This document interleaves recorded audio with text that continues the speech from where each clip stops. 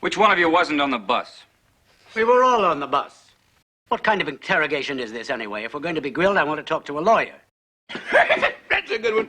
First he wants snowshoes, then he wants a lawyer. I don't remember seeing you on the bus. It's quite funny, because I don't remember seeing you neither. Makes one of us a liar, don't it?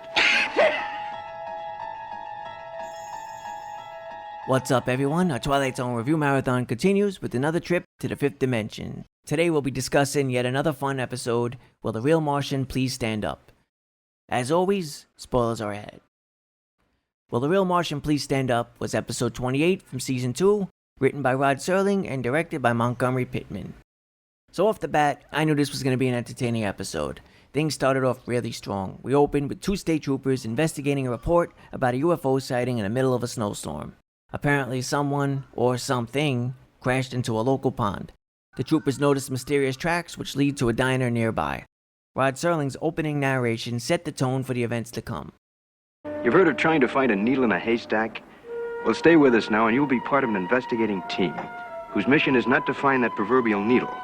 No, their task is even harder. They've got to find a Martian in a diner. And in just a moment, you'll search with them because you've just landed in the Twilight Zone. Now, I'm a sucker for a good mystery, especially one that involves a creature from outer space posing as a human. As the troopers head inside the diner, they notice a bus parked outside. The bus has been forced to stop at the diner because of the snowstorm. Inside, we meet our cast of players, or should I say, our suspects. There's the friendly, happy-go-lucky cook named Haley. There's the bus driver who does his best to keep his cool in this bizarre situation. And of course, there's the passengers. There's Ethel, a professional dancer. There's a young married couple who spent the entire episode attached to each other. There's an older married couple who are a little bit more distant. And then there's Mr. Ross, a grumpy businessman who whines a whole lot about needing to get to Boston. I've got to be in Boston at 9 a.m. And then there's my favorite, Avery, who's basically the comic relief. He's an eccentric, wacky older man, as played insanely well by character actor Jack Elam. Jack Elam was the standout for me in this episode. His presence made the story about a search for a hidden alien even more entertaining. But we'll get back to him in a moment. After learning the bridge ahead is closed due to the storm, the troopers tell the passengers they aren't going anywhere until they get the okay from the county engineer's inspection. That's precious little consolation for missing my meeting in Boston. The bus driver notes that he did count 6 passengers while boarding, but the trooper counts 7 in a diner. So, clearly, someone does not belong. The question is, who could it be? And with that, the finger-pointing and suspicions began. As the tensions flared up, things escalated and strange things began to occur. I have to say, the flickering lights and music turning on and off seem fitting for a story like this, but exploding sugar dispensers? Can't say I've seen that one before. So bonus points for creativity. Eventually, the troopers receive the phone call from the engineer, or do they, telling them all is well and the bridge is safe to cross. What do you think, Perry? We can't hold him. You're making a big mistake, officer. Big mistake. You're letting the monster out. That may well be, old man. It may well be. We can't hold somebody on suspicion of being a monster. Alas, we're at the point where Twilight Zone twist is just about due. Mr. Ross, the grumpy businessman, returns and explains the bridge did collapse, and everyone except him drowned in the river. When the cook Haley asks how the heck Ross survived and why he isn't even wet, boom, a third arm comes out of nowhere, and Ross is revealed to be the alien. He even confirms that everything odd that's happened up to this point was all an illusion, a parlor trick, the jukebox, the flickering lights, and even the phone call. They were all his illusions. We haven't got a thing like this on Mars. That's incidentally where I come from. We're beginning to colonize. My friends will be arriving very shortly. In any normal show, this would have been enough of a reveal to cap things off and let the credits roll. But this is Twilight Zone, so we do get a little bit more. Now it's time for the real twist ending. I think I really ought to tell you now that your friends are not coming. They've been intercepted. Oh, a colony is coming. But it's from Venus. Just as it seems Mr. Ross has the upper hand, Haley reveals that he's an alien too. He takes off his cap and we get a nice glimpse of his creepy third eye. And that's all we need to know what's up. Rod Serling's closing narration offered up some lighthearted commentary and closure on the story.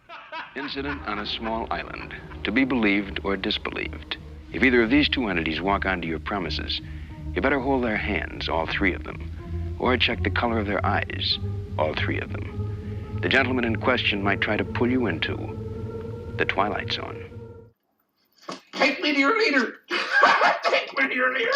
So first off, let's talk about Jack Elam. His character was clearly there to lighten the mood and keep things in perspective. Sure, he could have been the alien everyone was looking for, but he was clearly just a red herring, and I think that was the fun of the story. With everyone in the diner pretty much playing it straight, he stood out big time. As a side note, if you're wondering what's up with his eye, well, the story is that Elam lost his sight in his left eye as a child. Apparently, he was stabbed with a pencil during a fight with a fellow Boy Scout. Ouch. Jack Elam was quite talented though, and he put his interest and appearance to good use. He was a well-known character actor and featured in westerns, gangster movies, and of course, he did comedy. Holy shit. I'm honored, sir.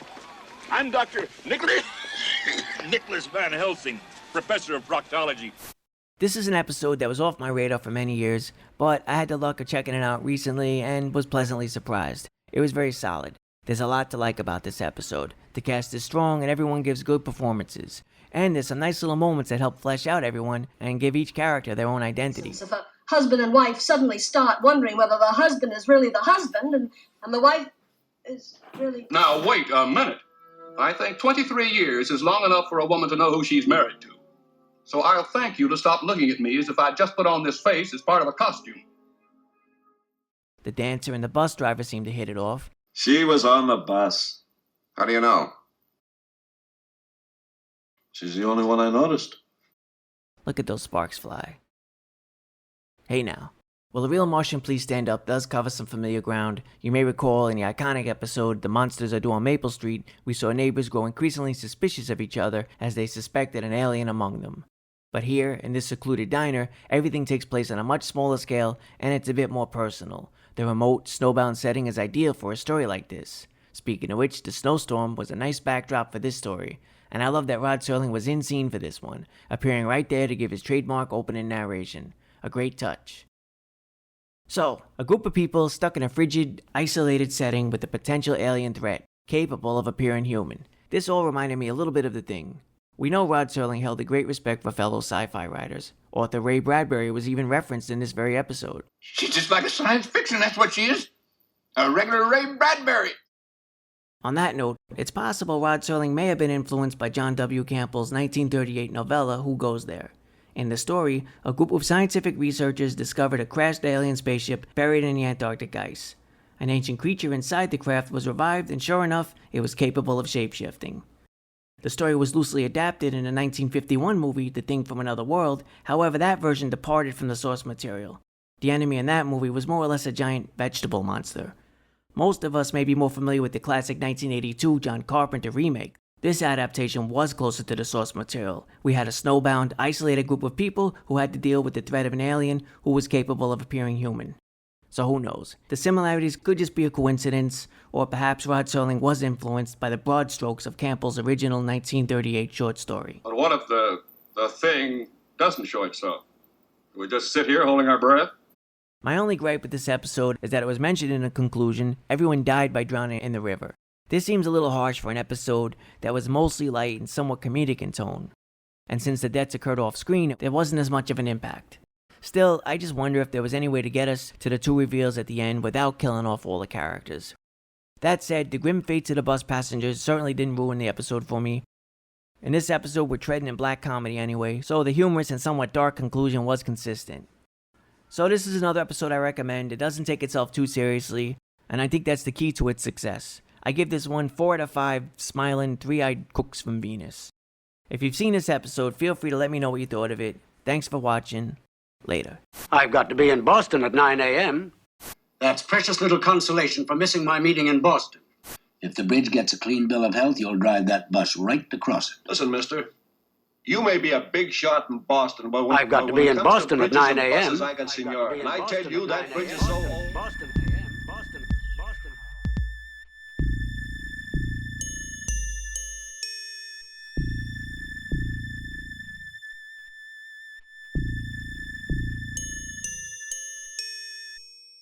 I've got to be in Boston at 9 a.m.